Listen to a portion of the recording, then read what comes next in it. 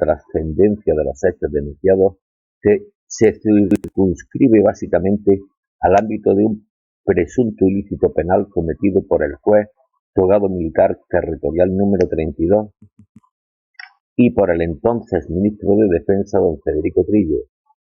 Al no ser juez competente y haber emitido informe o actas falsas, licencias de enterramiento e incineración en el transcurso de la recepción de las víctimas del accidente Jazz 42. La noticia a la que yo refiero, me hago parte de ese conocimiento de un crimen a partir de una noticia. La noticia crimen es una noticia del País. Continúa la magistrada.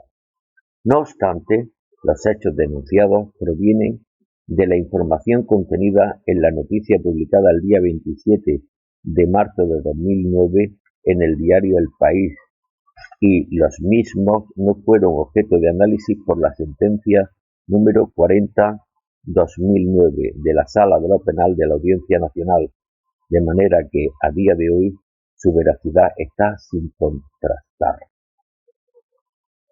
Resumiendo, la magistrada Amparo Camazón Linacero se hizo cargo de la denuncia contra el exministro de Defensa Federico Trillo y contra el que fuera entonces juez togado militar número 32 por un delito de falsedad en documento público, refiriéndose a las licencias de enterramiento e incineración de las víctimas del accidente aéreo Jazz 42 elaboradas por un juez que no era competente, junto con un delito de prevaricación y tráfico de influencias. La magistrada se extraña en su informe de que no se hubiera hecho referencia a los hechos denunciados en la sentencia 40/2009 de la Sala de lo Penal de la Audiencia Nacional, que condenó a 3 médicos militares, precisamente por un delito de falsedad en documento oficial, debido a lo cual advierte la necesidad de contrastar la veracidad de la noticia publicada por El País, que constituyó la base de la denuncia que presenta Juan Manuel Molina Valdés y que luego vuelve a presentar ante la justicia la asociación ACODAM.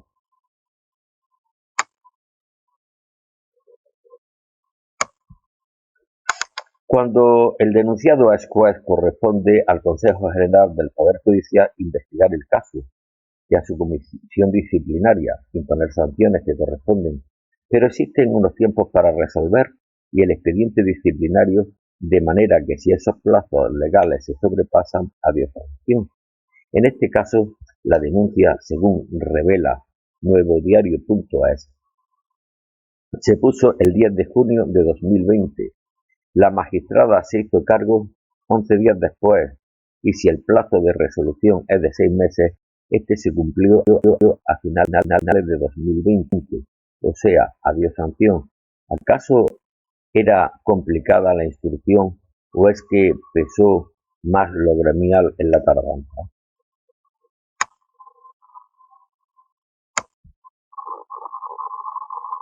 Auxiliando a la magistrada, Ortiz Gallo dice: me haré el ignorante en lo de los plazos y voy a echarle un cable en la investigación del asunto al juez.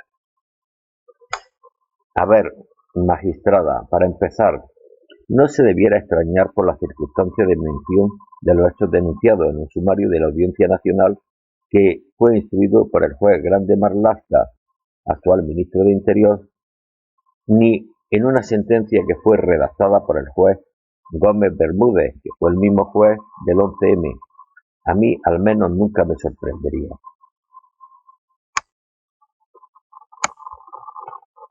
Si siguió la dirección que deja nuevodiario.es para llegar a la noticia publicada por El País, seguramente usted se encontró esto. Error 404, página no encontrada o de acceso restringido. ¿Qué quiere decir?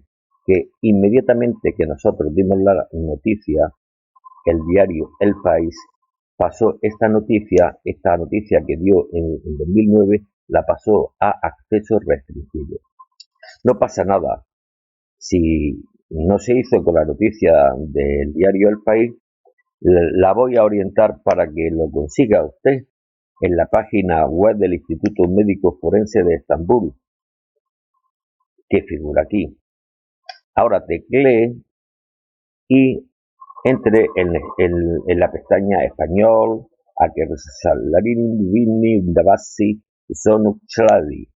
Aquí el instituto justifica su labor pericial en relación al accidente Yak 42 en Turquía.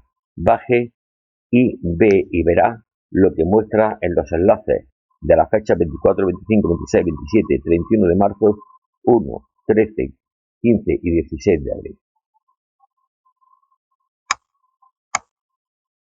Ahí tiene usted una serie de PDFs que podrá descargar.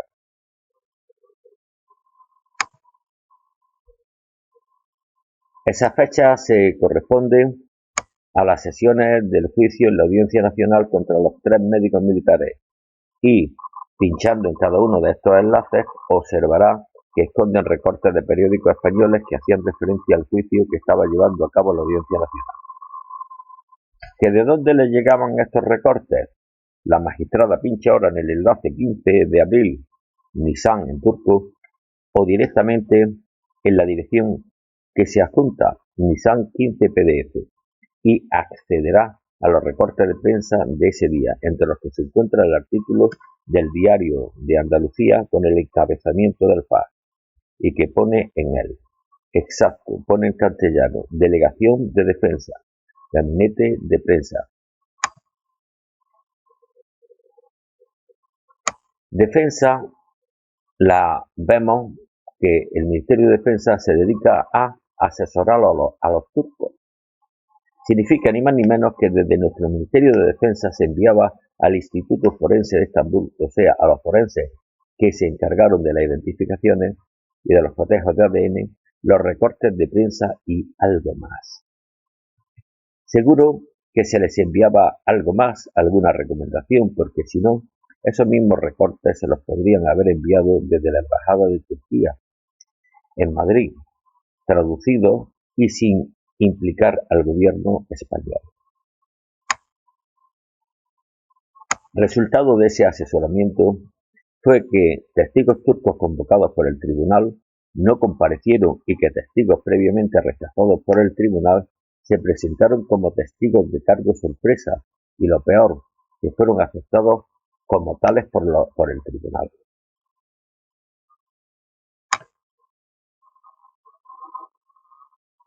Los forenses de Trebisonda y la bióloga Fátima Mucades declinaron su presencia y los forenses del ATK de Estambul, Bulen Sam Omer Musulmagoglu, se presentaron sin ser convocados por la cara y unos y otros con el apoyo del gobierno turco y el visto bueno del juez Gómez Bermúdez.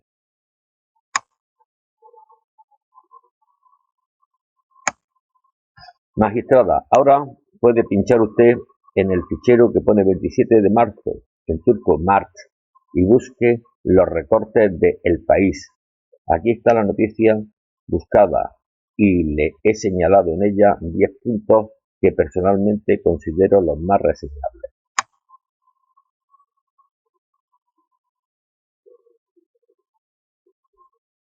Datos de difusión del periódico. OJD 368.022. Estudio General de Medios 2.218.000. En la esquina superior se muestra unos datos que conforman su procedencia de algún organismo oficial de España. Son los datos de la Oficina de Justificación de Difusión y del Estudio General de Medios sobre la difusión y la tirada y el número aproximado de lectores de cada uno de estos periódicos. El número acompaña las siglas OJD y EGM. Con la lectura de estas noticias y analizando la relevancia de cada juicio En cada uno de estos periódicos, los turcos se podrían hacer una idea del grado de penetración del tema en la sociedad española. Los forenses turcos estaban al día de la revolución del juicio en España. Tenían información puntual y detallada de lo publicado y de lo que se cogía por aquí. Punto segundo. El autor de la noticia es el periodista Miguel González, con puerta siempre abierta al despacho del ministro de Defensa, el socialista José Bono, y siempre pegado a él. Podemos verlo en diferentes fotografías.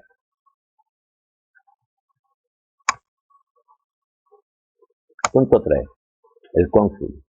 El periodista explica cómo el cónsul de España en Estambul, Raimundo Ezquerra, no realizó ninguna de las gestiones a las que estaba obligado, limitándose a extender una nota manuscrita que el comandante jurídico desplazado a Trebisonda remitió por paz a defensa.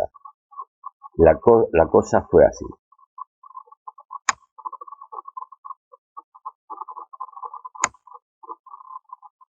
La Fiscalía turca entregó los cuerpos sin identificar.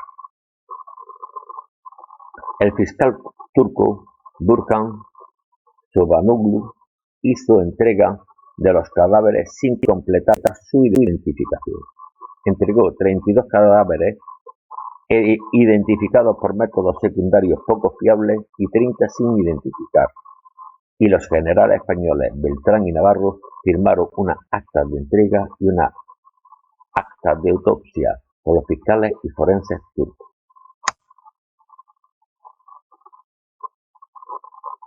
Las víctimas salieron de Turquía sin los obligados salvoconductos mortuorios, saltándose el acuerdo de Estrasburgo de traslado internacional de cadáveres y restos mortuorios, que tenían firmado tanto España como Turquía. Así, el cónsul español no cumplió sus obligaciones.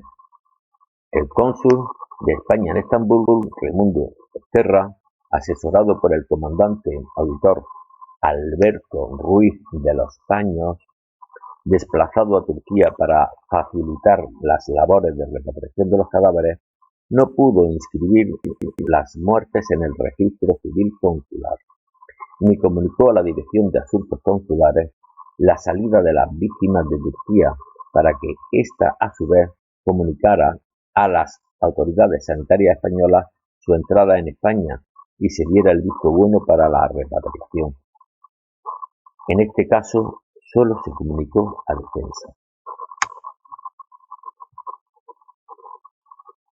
La Fiscalía turca facilitó la salida de Turquía. La Fiscalía turca se encargó de facilitar la salida de las víctimas, evitando los controles de aduanas y la sanidad exterior, que de aquel país, los cadáveres transportados a la base aérea de Torrejón de Ardoz en 3 aviones Hércules del Ejército del Aire. El punto 4. El asesor jurídico militar y la falta de documentación. Miguel González, el periodista del País, explica que el comandante auditor Alberto Ruiz de los Paños, desplazado a Turquía para asesorar en los trámites legales de repatriación de las víctimas, volvió a España en el primero de los 3 aviones Hércules. El jurídico militar declaró en el juicio que en Turquía no tuvo que hacer nada, ya que las tareas de repatriación fueron asumidas por el cónsul, pero que sí le asesoró para que en el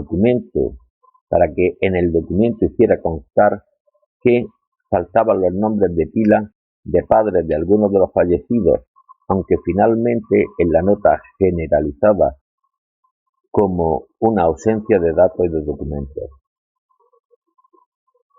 Repito, el jurídico militar declaró en el juicio que en Turquía no tuvo que hacer nada, ya que las tareas de repatriación fueron asumidas por el cónsul, pero que sí le asesoró para que en el documento hiciera constar que faltaban nombres de pila de los padres de algunos fallecidos, aunque finalmente en la nota se generaliza como una ausencia de datos y de documentos.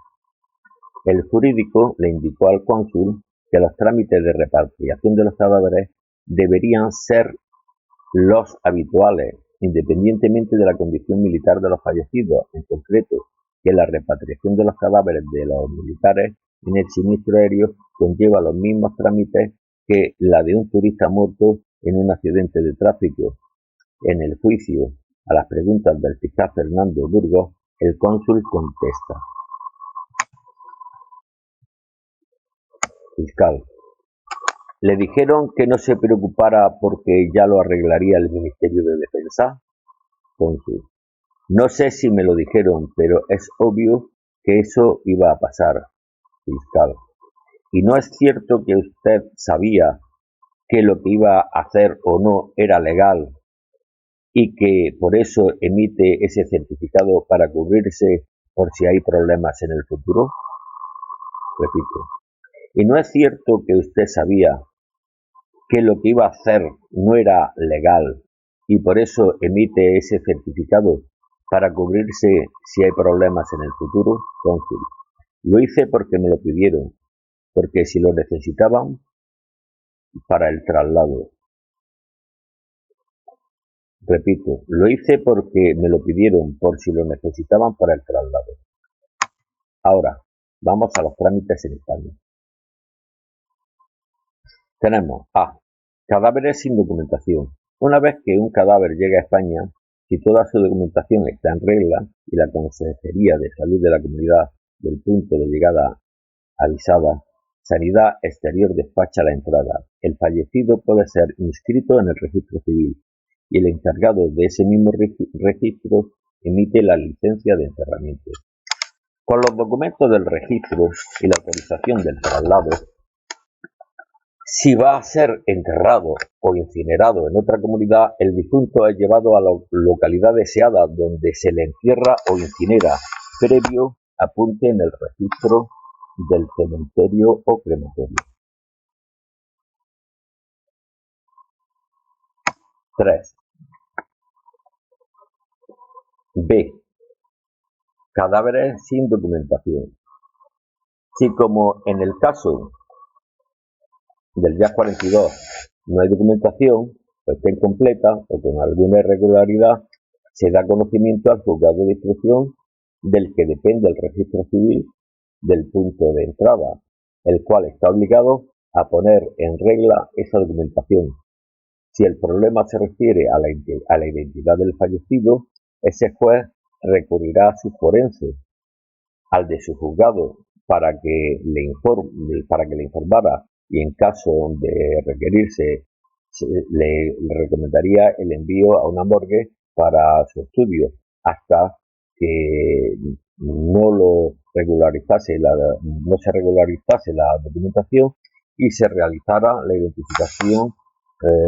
No sería el cadáver inhumado. Al final, los cadáveres del accidente aéreo llegaron sin documentación y fueron enterrados o incinerados sin documentación. En España no se realizó ninguna diligencia.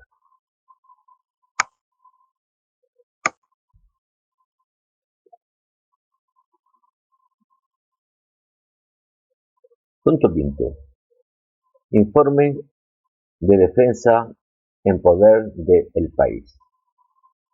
Miguel González asegura que el país posee el informe de defensa en el que se hace referencia a las gestiones llevadas a cabo por ese ministerio y la llegada de los cuerpos a Torrejón. Es decir, la noticia que publica no es de oídas, está documentada. Punto 6. El general Beltrán pidió un juez. El general de División del Aire José Antonio Beltrán, encargado por el ministro Federico Trillo de coordinar las labores de repatriación de las víctimas, solicitó desde Turquía que acudiera un juez a la base de Torrejón para la recepción de cadáveres, pero ningún juez acudió.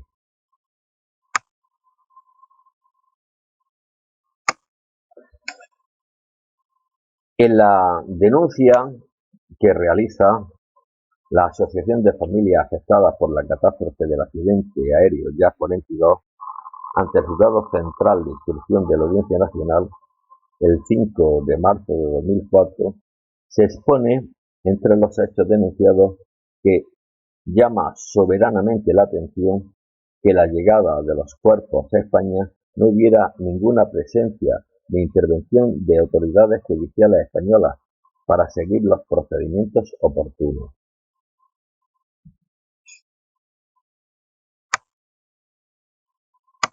A pesar de que no se presentó ningún juez en Torrejón, el general Beltrán dio novedades al ministro Trillo, sin novedad ministro, pero le haría llegar también su obligado informe de fin de misión. O sea, informe de fin de misión, de haberse cumplido el servicio con las novedades que hubiera. ¿A quién solicitó el general Beltrán la presencia del juez en Torrejón? A buen seguro, ese alguien constará en el informe de defensa que tiene el país, pero es de sospechar que la petición de un juez se hiciera a los órganos del ministerio que hacían el seguimiento de la repatriación, o sea, la asesoría jurídica del ministerio y la dirección del gabinete técnico del ministro. En el punto 7 vamos a abordar la dejación de funciones de un juez de Torrejón. Los jurídicos fueron informados. A su llegada a España, el comandante auditor Alberto Ruiz de los Paños Brusi, que sabía que existían víctimas sin identificar, se lo comunicó a su superior jerárquico, que es el general auditor Javier Furiani Hernán, primeramente a través de otro mando intermedio, que es el coronel auditor Ignacio de las Rivas Aramburu, y después personalmente. Los tres jurídicos estaban destinados en la Asesoría Jurídica de Defensa, de la que era jefe el general Furiani. Ahora vamos a abordar la dejación de funciones del juez de Torrejón de Ardoz.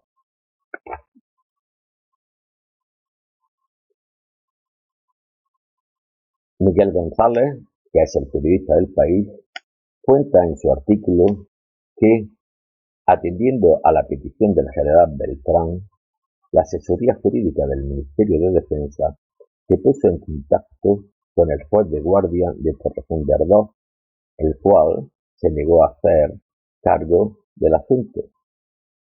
La obligación de ese juez ante esa solicitud era la de acudir al aeropuerto y, tras comprobar las irregularidades existentes, haber ordenado la retención de los cadáveres en una morgue hasta aclarar la situación y regularización de los documentos.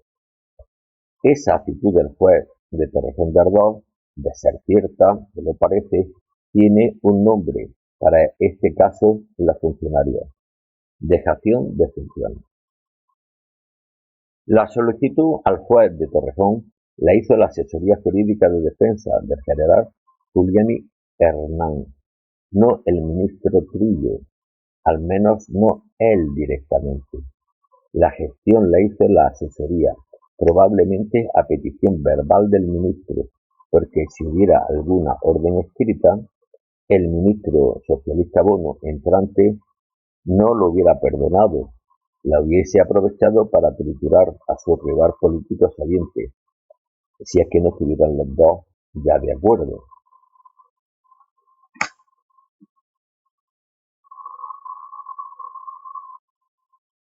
Los jurídicos de la asesoría. ¿Y qué fue de los responsables de la asesoría jurídica? ¿Cuál fue su evolución profesional?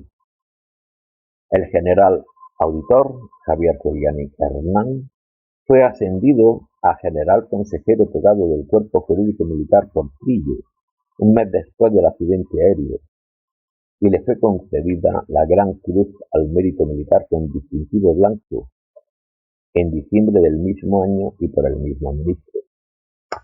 Tras la llegada al gobierno de los socialistas, José Bono, incomprensiblemente, lo mantiene como responsable de la asesoría jurídica de defensa.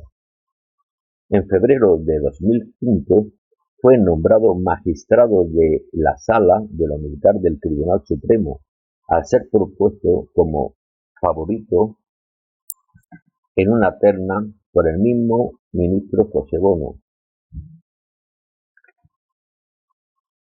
Hubo 14 votos del Consejo General del Poder Judicial a favor y 6 en blanco.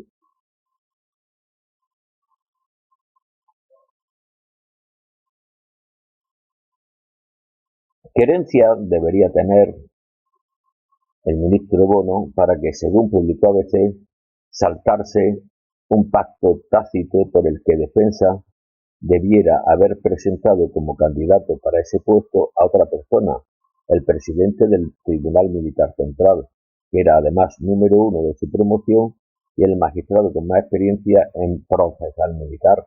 En la Sala Quinta del Tribunal Supremo se mantuvo como magistrado durante 15 años.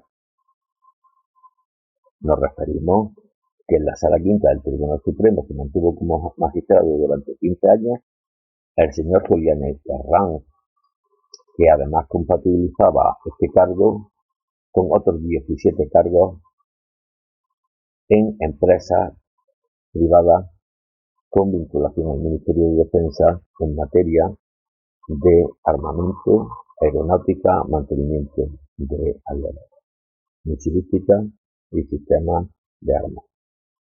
El coronel auditor Ignacio de las Rivas Aramburu fue ascendido a general auditor un mes después del accidente por el ministro Trillo.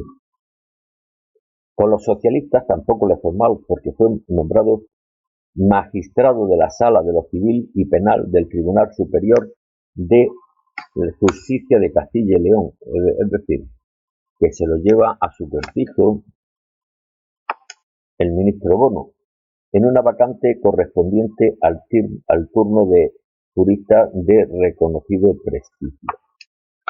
Ahí lo tenemos, en la Sala de lo Civil y Penal del Tribunal Superior de Justicia de Castilla y León, en vacante correspondiente al turno de juristas de reconocido prestigio.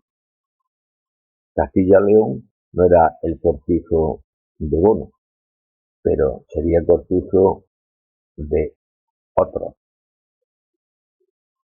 Repito, el coronel auditor Ignacio de las Rivas Aramburu, ascendido a general auditor un mes después del accidente por el ministro Trillo, fue nombrado magistrado de la Sala de lo Civil y Penal del Tribunal Superior de Justicia de Castilla y León, en vacante a juristas de reconocido prestigio. Punto 8. Un segundo juez hace dejación de funciones.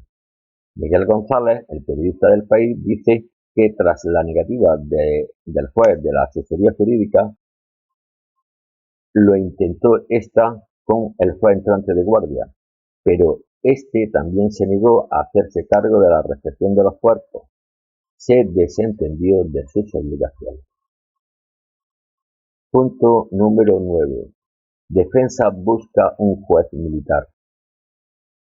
El periodista del País, Miguel González, relata que tras esa doble negativa, Trillo echó mano de la justicia militar. Pero como he dicho, cuesta creer que Trillo se implicara personalmente en buscar una solución a la entrada de los cadáveres en España, y probablemente fuera la asesoría jurídica de la que contactase con el juez togado militar número 32 de Zaragoza, don José María Llorente Sagaseta de Ilurgo, que se encontraba entonces en Barcelona. No existía ningún procedimiento abierto en ningún juzgado militar, con lo que la intervención de un juez militar estaba fuera de lugar. No tenía competencia en el asunto, solo existía un sumario abierto en Turquía para investigar el accidente. Los turcos investigan el accidente del punto de vista de lo que ha sucedido en Turquía, no de lo que hubiera podido suceder en España antes o después. Es decir, que la Fiscalía turca estudia exclusivamente el impacto del avión en suelo turco, no otras cuestiones que deberían haberse estudiado en España, antes del accidente y después del accidente. La intromisión del juez Togado la corroboró el ministro de Defensa, José Bono, en su comparecencia ante la Comisión de Defensa del Senado. El juez de Torrejón se negó a dar órdenes de inhumación y hubo que buscar a un juez Togado para que pudiera dar la orden de enterramiento, en algunos casos con posterioridad al mismo. Eso lo afirma José Bono en su comparecencia ante la Comisión de Defensa. En punto 10. Las licencias de enterramiento e incineración. El periodista Miguel González sigue contando. Fue el titular del Juzgado Togado Militar Territorial número 32, quien desde Barcelona y sin más apoyo que los falsos certificados de defunción de Navarro, dictó las sentencias de enterramiento e incineración y evitó el escándalo.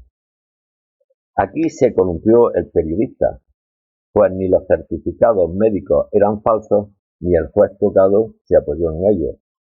Puede ser que llegara a elaborar las licencias, puede ser, pero lo cierto es que no se usaron para la inhumación de las víctimas. Documentos imprescindibles. Documentos imprescindibles. Para enterrar o incinerar un cuerpo son imprescindibles dos documentos. Uno, el certificado de defunción del registro civil y dos, la licencia de enterramiento o incineración. Pero como no los podían concebir del que legalmente los debiera expedir, que es el juez de Torrejón, decidieron hacerse con una documentación alternativa y para ello le solicitaron al cónsul de Estambul los certificados del registro civil consular y al juez Togado militar las licencias de enterramiento. Se repartieron las labores de manera que los contactos con el consulado de Estambul los gestionaría el director del gabinete técnico del ministro, el general de división don Manuel Bretón Romero, y el gerente de la empresa mixta de servicios funerarios de Madrid, mientras que la asesoría de defensa se encargaría de obtener las licencias de inhumación con el juez militar Togado.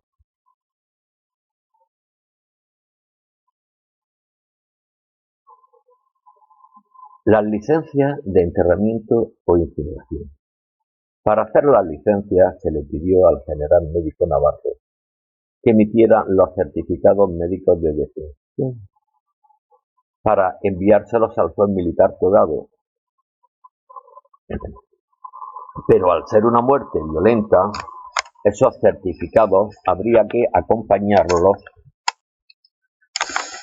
de los informes de autopsia para hacerlos más convincentes.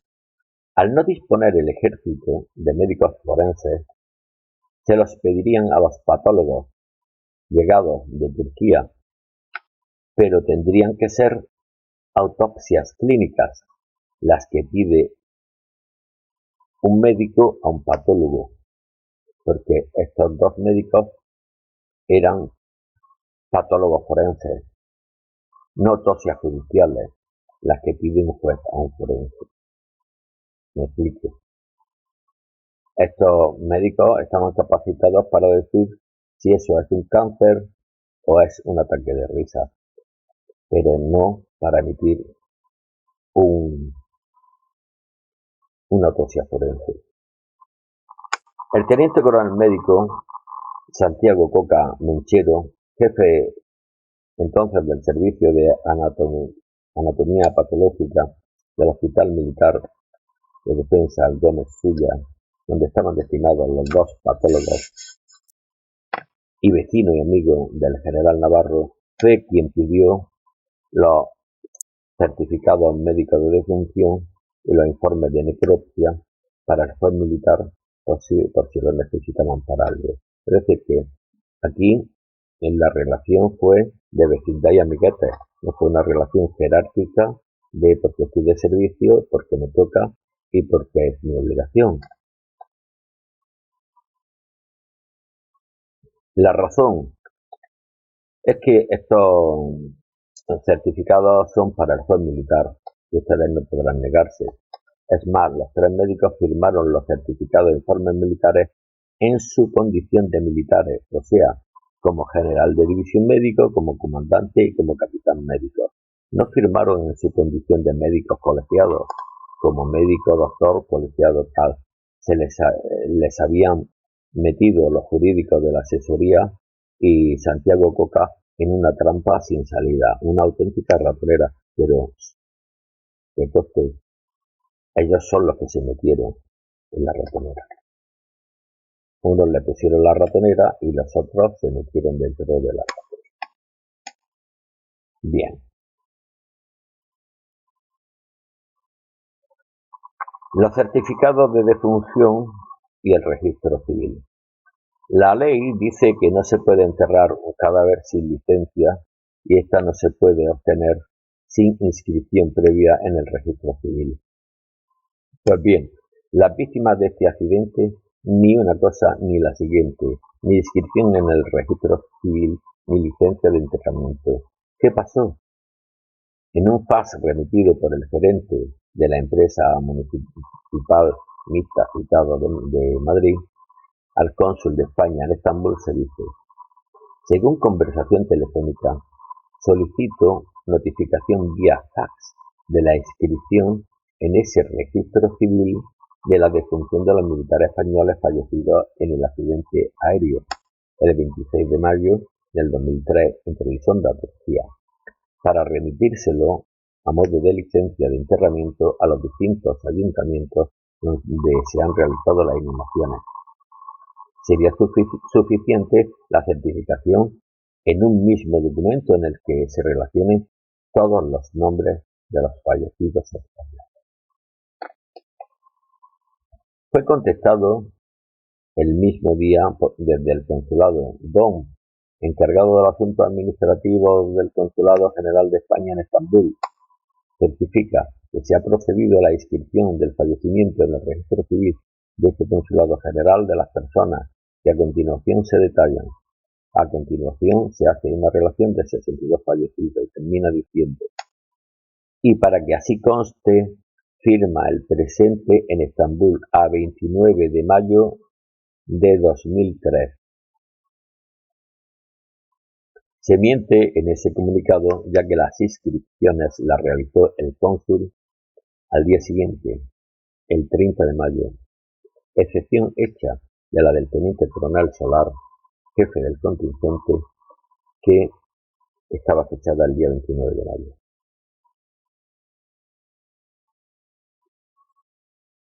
Salieron sin documentación y fueron los entierros clandestinos.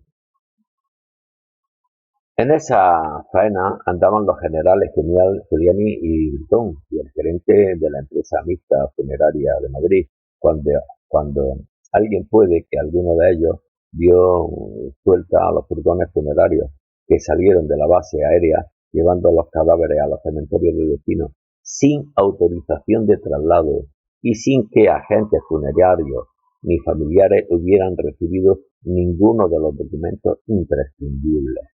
Los administradores de los cementerios tampoco le pusieron impedimento ni dieron aviso al juez de instrucción correspondiente en cada una de las localidades.